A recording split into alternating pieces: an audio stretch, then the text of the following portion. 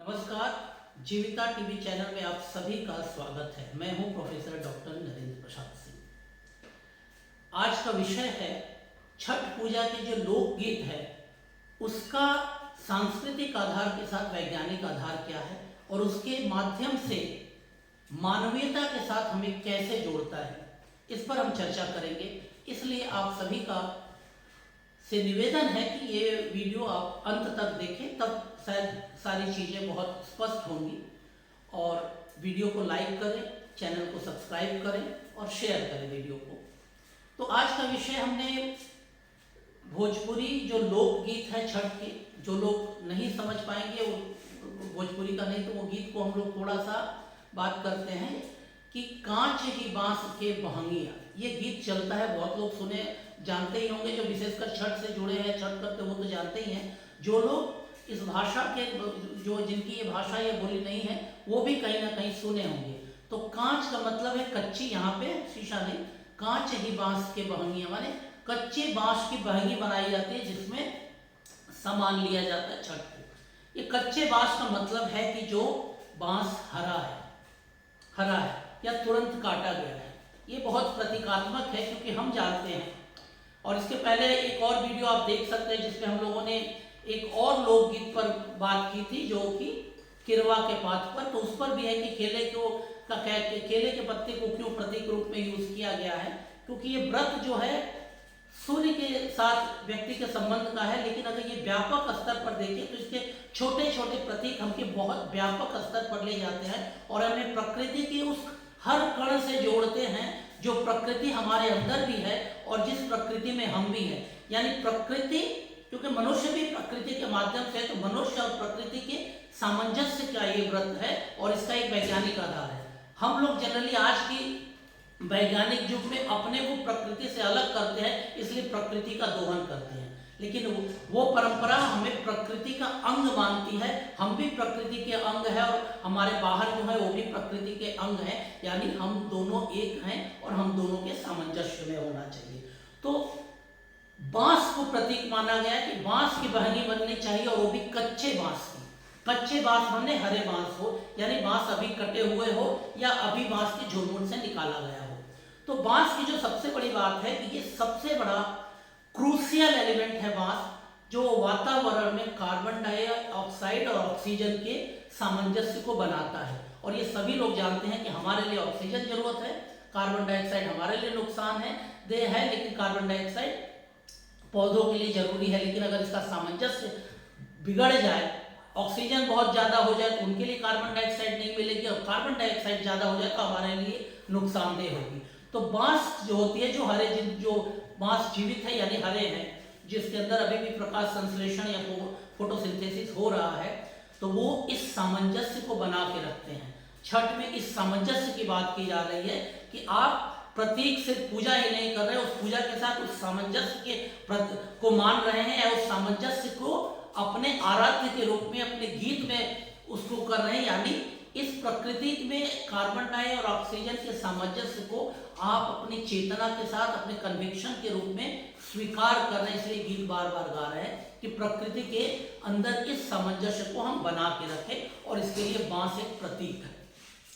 सबसे बड़ी बात है कि एक बांस जो है और पौधों की तुलना में कहीं ना कहीं बहुत ज्यादा ऑक्सीजन हमें प्रोवाइड करती है।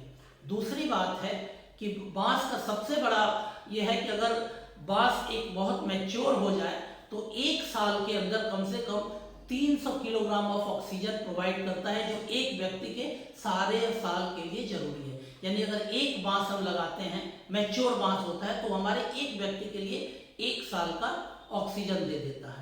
और एक झुरमुट अगर हम बांस के लगा दें तो वो ऑक्सीजन इतना देता है कि आसपास के सराउंडिंग्स को, आसपास के वातावरण को प्यूरिफाई करता है। आपको शायद मालूम हो कि तमिलनाडु में बम्बू फॉरेस्ट बनाया गया है कि जहाँ के वातावरण शुद्ध रहे, ऑक्सीजन ज्यादा रहे। तो यानी कि अगर हम एक झुरमुट ऑक्सीजन बना ले, बांस के झुरमुट को निकाल ले, तो वहां जो ऑक्सीजन निकलेगी वो आसपास के सराउंडिंग्स को कहीं ना कहीं प्रभावित करेगी और उसको शुद्ध करेगी। ये सबसे बड़ा है कि बम्बू का पेड़ या बांस का पेड़ आपका एयर प्योरीफायर है, ह्यूमिडिफायर है, यानी कि नमी की मात्रा बरकरार रखती है हमारे परिवेश में, यानी हम जहाँ रहते हैं हमारे हवा में हवा को भी प्योरीफाई करती है और साथ ही साथ उसके अंदर नमी की भी मात्रा को सामंजस्य या बैलेंस के रूप में रखती है, ताकि किसी भी तरह का असुविधा नहीं हो। यानी यूं कहें कि आपके फेफड़े के लिए जो जरूरी है वो परिवेश एक पेड़, बांस के पौधे या बांस के पेड़ ही बनाते हैं, जो हमारे फेफड़े के लिए जरूरी है।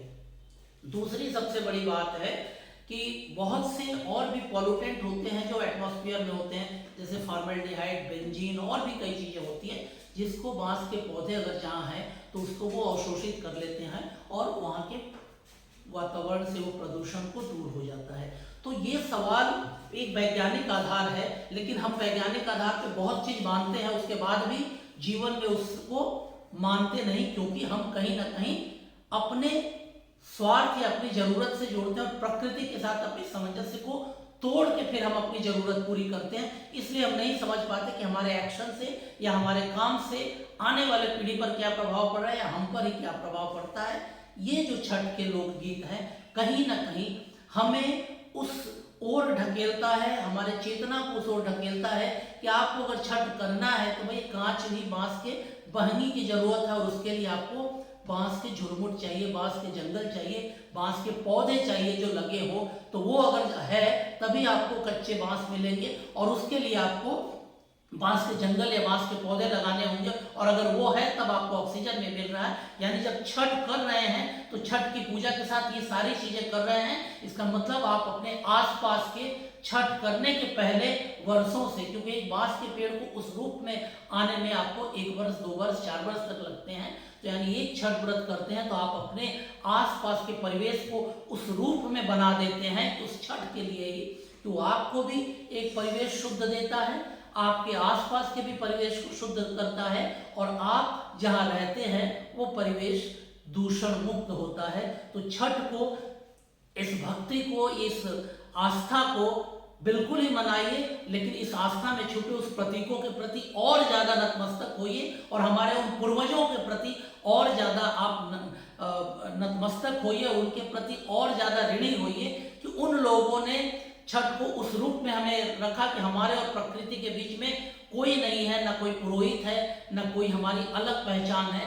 हम भी प्रकृति के अंग हैं, और जिसके सामने नतमस्तक हो रहे हैं वो भी प्रकृति का भाव है। हम एक दूसरे से मिल रहे हैं, एक प्रकृति का भाग दूसरे प्रकृति के साथ। यहाँ कोई परिचय नहीं है कि आप किस धर्म के हैं, किस जाति के हैं। ये भोजपुरी समाज के उस प्रतीकों का फल है जो इस रूप में आया है। भले आज हम छठ के बाद किसी और माध्यम से एक दूसरे से विरोध में खड़े होते हैं, लेकिन छठ हमें हर विरोध को तोड़ के एक सिर्फ प्रकृति के प्रोडक्ट के रूप में हमें रखता है, और प्रकृति के साथ हमको सामंजस्य बनाता है। तो जैसा भी लगे इस वीडियो के बारे में अपनी राय जरूर दीजिए, लाइक भी करें वीडियो को, चैनल सब्सक्राइब करें। आज के लिए इतना ही, और आगे आप जो भी सुनना चाहते हैं या जानना चाहते हैं उस पर जरूर लिखिए, हम लोग उस पर आपके लिए वीडियो बनाएंगे। आज के लिए इतना ही, बहुत बहुत नमस्कार, धन्यवाद।